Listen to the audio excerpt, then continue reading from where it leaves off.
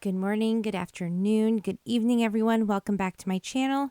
If you are new here, I'm Leenda, and this is For the Record, Your Honor.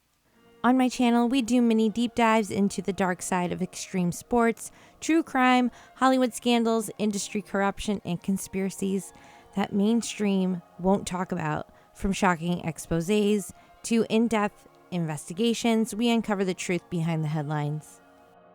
And right now it's Supercross season, so I am doing a lot of coverage for the sport.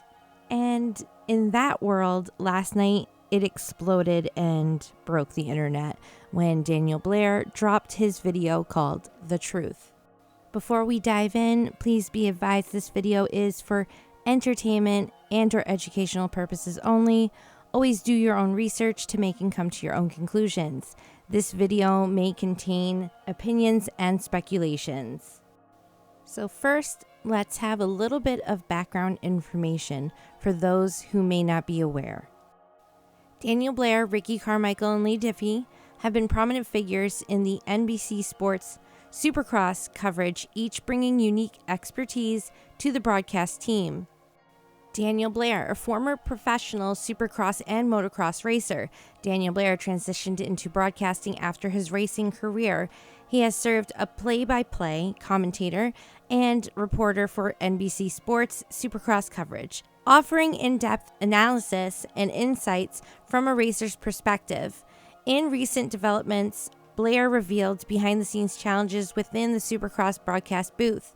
He mentioned that prior to Oakland round, producer Bondo and analyst Ricky Carmichael approached him, suggesting he adjust his commentary style to align more with traditional broadcasting, as Carmichael felt Blair's analysis was encroaching upon his own segments.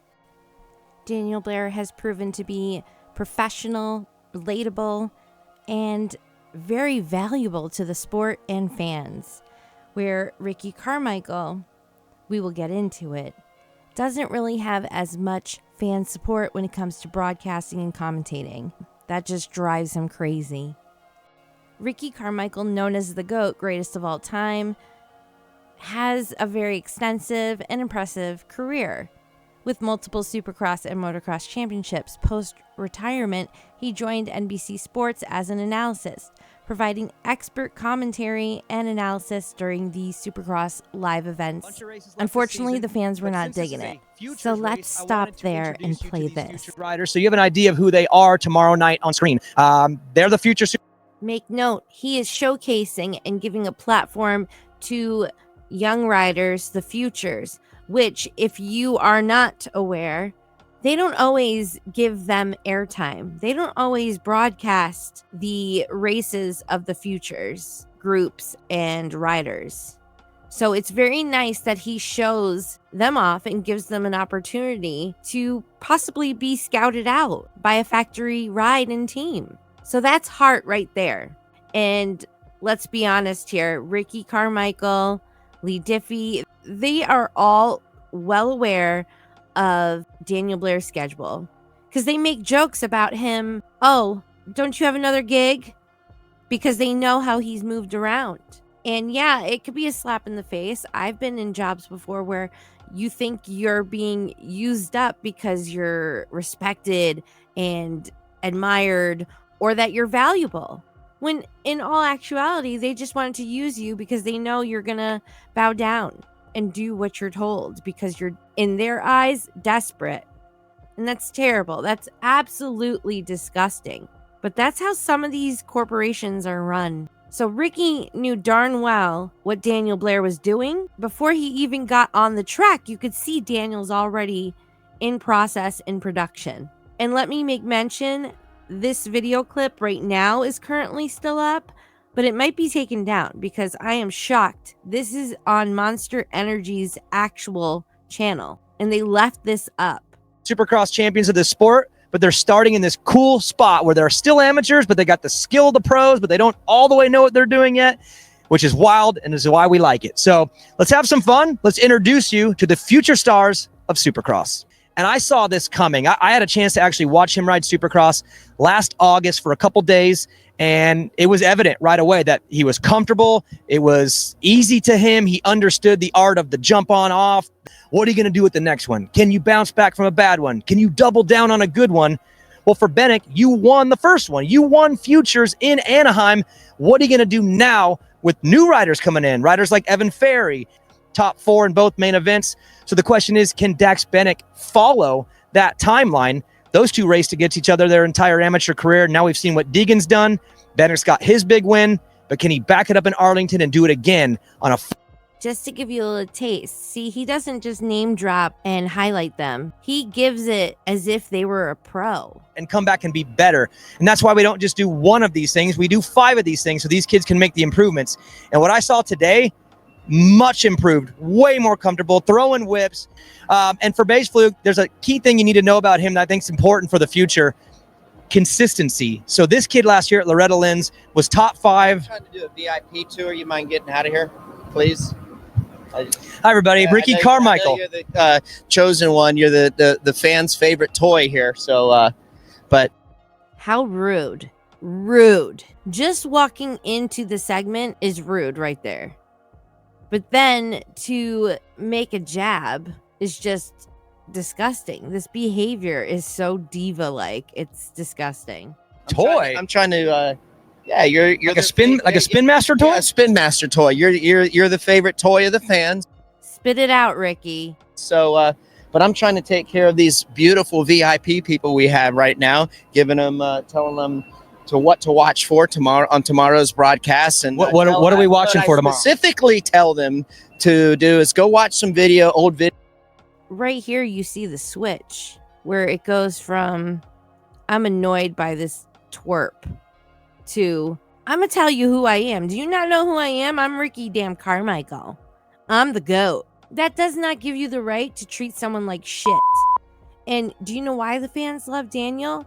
Is because he doesn't come off like a douchebag, a diva, and he cares about the future of the sport and the generations to come. Video of Daniel Blair racing Supercross, and whatever he does, that's you want to do the exact opposite. So that's what I start with. So Was it in this was it this stadium that you hit the button? What a nasty comment. And you have to make a dig at racing career because you're the best. You're the GOAT. You just have to make sure everyone knows every rider out there that's ever lived is below you. Grow the fuck up, Ricky. Boat? Or was that other stadium? Almost hit the boat. Get your facts right. I think he hit the boat. He hit the boat. Ricky Carmichael, everybody. I don't even know what I was talking about. I know what I was talking about. Preston Bass. Like they couldn't have cropped that. What is it listed under? Preston Bass Flug. But it is most replayed part of the entire episode. Bass Fluke. Look at what just happened here. Look at what just happened. He's like still in shock and confused. Like, did that really just happen while I am recording my segment or live on my segment? Like, I still am kind of like, what? Are you for real? We knew that little Ricky over there has little man syndrome and, you know, he can't take the heat, that he's not a fan favorite when it comes to commentating. But damn, man, this clip just shows Daniel has class. He tried his very best to keep it just afloat. Daniel tried so hard just to get the argument part to be kind of just done with and round it out softly and fluffing this whole situation so no one looks bad. But Ricky, the damage is already done as soon as you walked into that segment. There's a lot of jumps on this track. You couldn't have picked a different one? No, well, we wanted to come to the middle of the section so I could really give him the bird's eye view. Technically, Ricky, you could have just looked over, saw that there's taping going on over there, and you could have just simply said, well, you see where Daniel Blair is standing over there right now? That is where blah, blah, blah, blah, blah, blah, blah. You just wanted to take the opportunity to make him look below you, but overall, all it did was make you look like a little shithead. In my opinion, speculation, of course. Tell me where I can go where I won't interfere with your tour. How about like out in the parking lot? Let's start there. Stay here. The Ricky So pretty much he's saying, Daniel, your shit's not that important. The futures and the children of the sport, who gives a shit? Go do it outside the stadium. You don't belong here. Carmichael Comedy Tour continues, folks, next Tuesday night at the local bar. Don't you have another gig you got to go to? I mean, Yeah, I'm trying to get if you would stop There's that next dig. talking to me, I could get to my next obligation. Popcorn machine needs a refill. Okay. All right. Well, go get your popcorn. All right, guys, I'm back and I'm refocused. What I was going to say about Preston Baseflug is consistency. Okay, I'm gonna go back in time a little bit. Loretta Lynn's last summer, that kid didn't miss one top 5 all week. What a pro. Take a couple minutes, take a couple breaths, walk away, refocus, and get it rolling. That's a pro. Week, which is super hard to do. And then I go into a deeper dive into who he is. Never's been outside of the top 10 at Loretta Lynn's ever. So at this point, it's no damn secret that I am so against people giving this hall pass to Ricky Carmichael just because he's the damn GOAT. So check out this forgotten footage. Do you ever regret not sticking to it, or are you just grateful for all of the many opportunities that it's given you racing dirt bikes? You know, for me, motocross racing was what I wanted to do for the time I was 4. I didn't even really think about freestyle was just a hobby. I just turned out to be better at showing off than I was at going fast. So of course I would have loved to have fulfilled those childhood dreams of, you know, being a Supercross champion and an outdoor champion in the big classes. But at the end of the day, I didn't have a lot of friends when I raced. I would have knocked my grandma down on the last turn to take a win. I was brought up with that mentality of win. And when I found freestyle, I found friends. I found fun, and it was the first time that I really, really, truly enjoyed my life and what I was about. And you know, then car racing and everything. You had a team, you had a co-driver. Like, I've grown a lot since I was a racer, and I think to be a racer, you have to have that. Yeah. I mean, it's like Carmichael. I get along with him really well now, but like he wouldn't even let me test on the Suzuki test track. Like, he might learn something. You know, he was kind of an asshole, but he's the greatest of all time, and that's what you have to be the greatest. And I wasn't willing to go there, and that's why I went freestyle. Travis is such a nice dude, like all around. So that totally makes sense. But you could tell in his body language and his eyes that he was like, I don't know if I should really say this and go there. But the truth is, if you cannot have that dog in you to bite and just be an asshole sometimes for no reason at all, you might not do well in racing, competing. Also, like he says, he didn't have friends. Some of these riders, they do get along off the track. Some of them hang out. But every weekend, you gotta fight them. It's the nature of the sport. It's the nature of that beast. It's clear as day, in my opinion, speculation. He's pretty much winking and telling you that, look, I respect him because he is the GOAT, but he is an asshole. And I guess in order to get there, you kind of have to be one. But he stepped away. He wasn't dealing with that. So that's what we're probably seeing with Daniel Blair right now. He's more of a personality to me of a Travis Pastrana than he is to a Ricky Carmichael. He's down to earth. He's friendly. He's always willing to help new inspired riders or people that are looking into extreme sports. And clearly Ricky Carmichael, Lee Diffie, they don't have that type of heart. They don't have that type of skin. Now the next piece of the puzzle is Lee Diffie. We were all shocked to hear that it wasn't all Ricky. He has an extensive background covering various racing disciplines, including Formula One, IndyCar. He began calling AMA Supercross Championship for NBC Sports in 2020, initially working alongside Ralph Shishan. By the 2021 season, Diffie had taken over the lead commentating role, collaborating with Ricky Carmichael, Daniel Blair, and Will Christensen.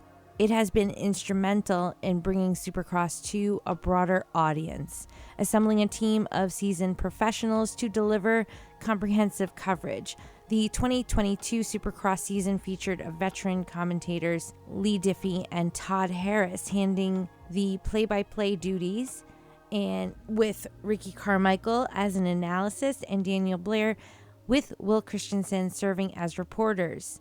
This ensemble has provided fans with in-depth race analysis, rider interviews, and behind-the-scenes stories, enhancing the overall viewing experience. Daniel Blair, Ricky Carmichael, and Lee Diffie have each played pivotal roles in NBC Sports Supercross broadcasts, combining their unique backgrounds and expertise to deliver engaging and informative coverage to fans worldwide. But unfortunately, behind the scenes, these guys did not get along. And another thing we didn't expect, well, Lee Diffie has a past. And we'll be getting to that in another video real soon. I'm Leenda, and that's for the record, Your Honor.